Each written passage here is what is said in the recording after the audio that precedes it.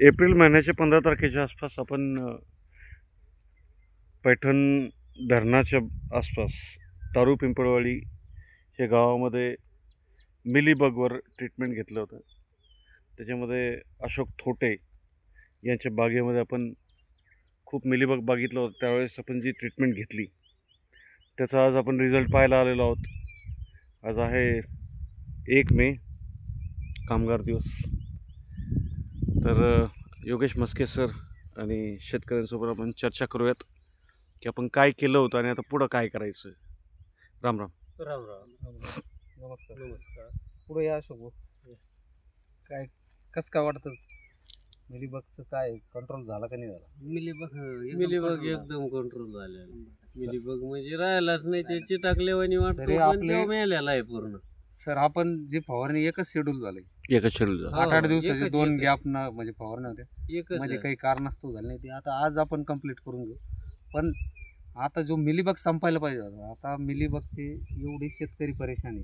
आम्हाला तर वाटलं झाडच जाते हा मिलीबग. त्याच्या आम्ही पण ते तुम्ही आले योग आणि ती एकच फवारणीत बराच म्हणजे 100% कंट्रोलच झाला तो. तेच आपल्याला रिझल्ट द्यायचा होता आणि त्याच्यामुळेच आपण जो मिलीबग द्यायची वेळी आपण व्हिडिओ घेतला होता अशोक भाऊ. हो आपल्या चॅनलवर व्हिडिओ टाकलेले आहे सर.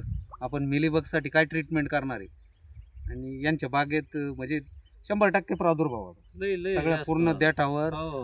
पानावर आणि पूर्ण फळावर. पूर्ण चिकट झाले आणि मिलीबग ज्याला आपण पिट्या ढेकून म्हणतो, रासायनिक अशी काही ट्रीटमेंट त्याला सक्सेसफुल आतापर्यंत नाही आहे. रासायनिक ट्रीटमेंट घेतली होती Chemical- ना आम्ही अगोदर, पण chemical ते treatment- काय झालं त्याने नाही कंट्रोल झाला.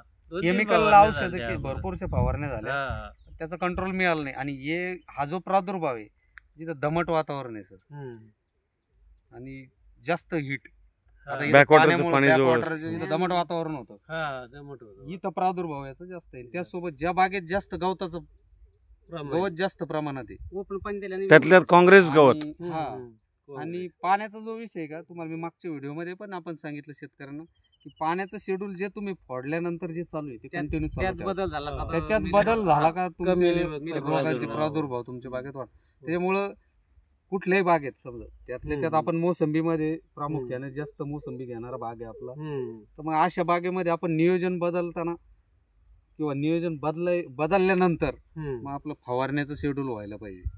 मग ते गवत काढल्यानंतर असो, पाण्याचं नियोजन झालेलं, पाणी बदलल्यानंतर असो, किंवा तुम्ही खतं टाकलेले असो, काही तुम्ही बागेत जे काही मेहनत करतात.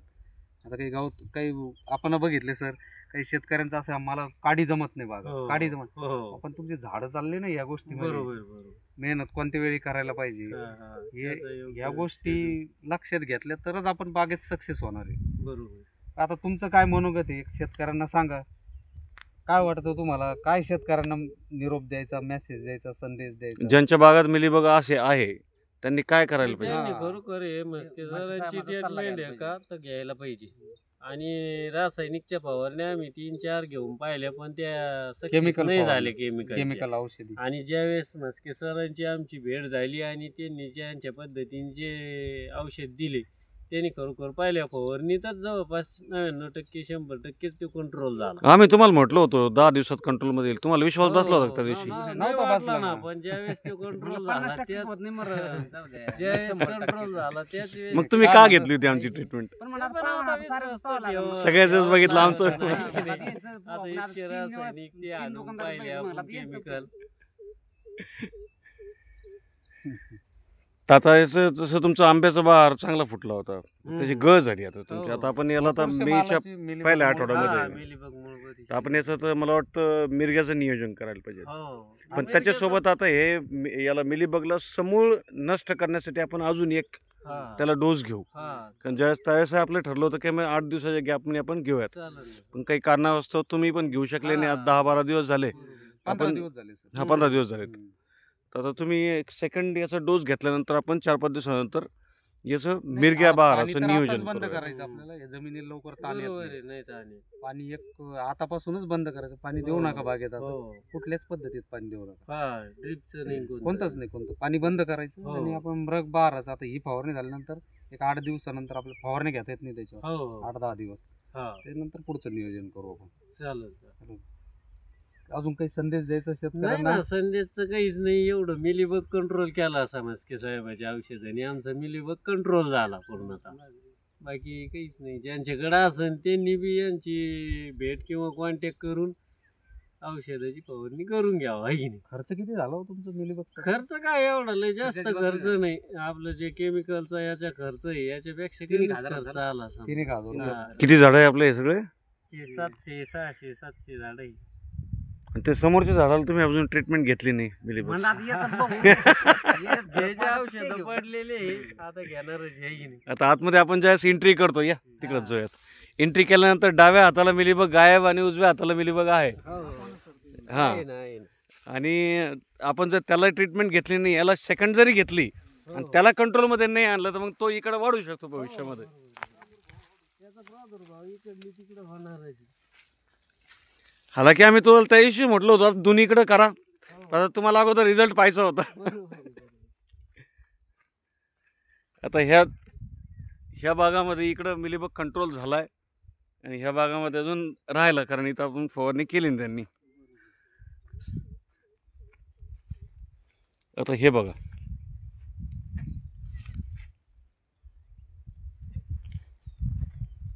एकाच शेतकऱ्याचे 2 बाग आहेत.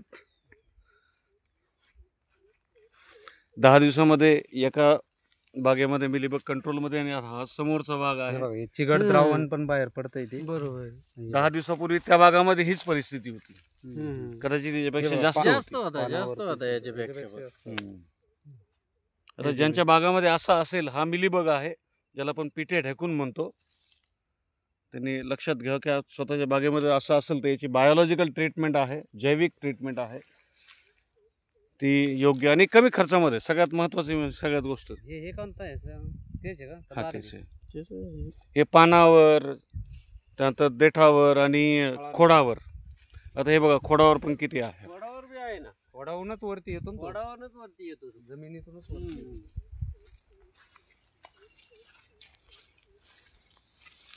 म्हणजे आम्ही सांगतो ना तुम्हाला, आम्ही अशा बागामधून गेल्यानंतर घरी जाऊन अगोदर एकदा आंघोळ करत असतो, नंतर दुसऱ्या बागेमध्ये व्हिजिट करतो. काय बालू काका हे काय गज भरलेलं आहे. गज भरलेलं आहे. हं. ते त्याची फवारणी घ्या ना ती. ते काय अजून नाही, आता याची फवारणी घेतल्यानंतर हे निघून जाईल, हो, फळ टिकेल आपलं. पण जर नाही घेतली तर मग हे फळ गळून जाणार. बरोबर.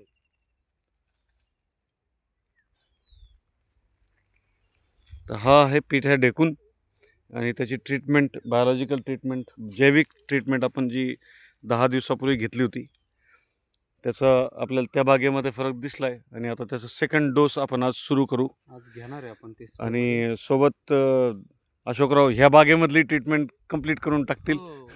दोन्हीची पण ट्रीटमेंट. नाहीतर आपण म्हणजे त्या बागेतली कंप्लीट करायचो आणि इकडली राहायची, तर 10-15-20 दिवसानंतर इकडलं तिकडं, कारण हो. किती म्हणजे बरोबर. किती का अंतर आहे? 10 जास्त आहे फूट म्हणजे. सुद्धा अंतर नाही दोन्ही बागांमध्ये. 1.5 ते 2 महिने अजून यांच्याकडे प्लस तुम्ही मेहनत दोन्ही बागामध्ये करता, तर तुमचं मुवमेंट इकडे तिकडे आहे. बरोबर.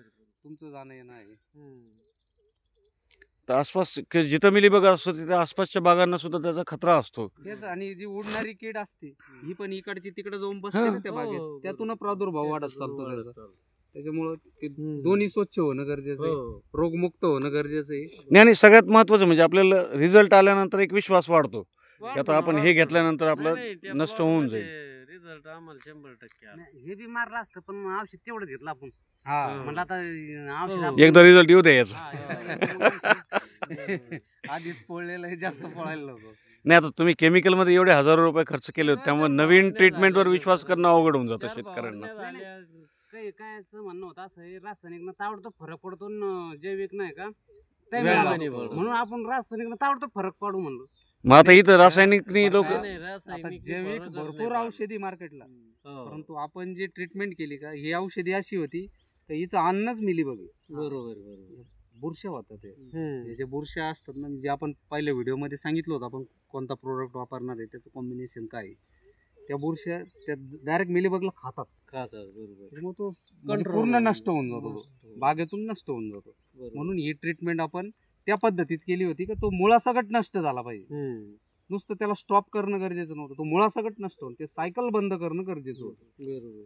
तर आपलं ह्या ट्रीटमेंटमध्ये जवळजवळ 80-90% कंट्रोलमध्ये आहे. 100% 10 नाही 100% नाही आहे, अजूनही आपल्याला सेकंड डोसची हो. गरज आहे त्याच्या. हम्म. त्या 10% अजूनही आहे. हो. असं नाही की 100% कंट्रोल बरोबर. झाला आहे.